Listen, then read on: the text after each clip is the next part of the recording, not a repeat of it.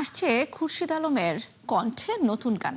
এবার বিশ্ব মঞ্চে সঞ্চালনা করবেন রশ্মিকা মান্দানা।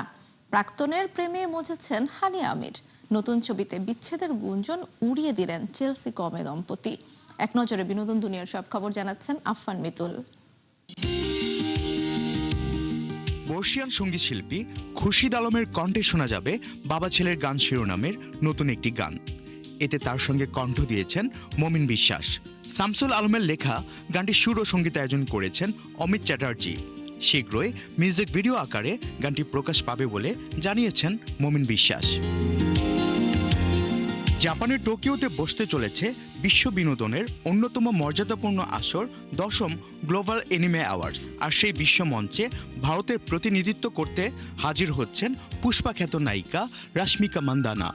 গেল বছর প্রথম ভারতীয় তারকা হিসেবে এই মঞ্চে পা রেখে ইতিহাস গড়েছিলেন তিনি, আর এবার তিনি ফিরছেন সঞ্চালক হিসেবে। পাকিস্তানের ললিউডের জনপ্রিয় তারকা হানিয়া আমির আসিম আজহারের সম্পর্ক বরাবরই ছিল আলোচনার কেন্দ্রে। এক সময়ের গভীর প্রেম থেকে তিক্ত বিচ্ছেদ তাদের সম্পর্কের চড়াই উতরাই কোনো সিনেমার গল্পের চেয়ে কম নয়।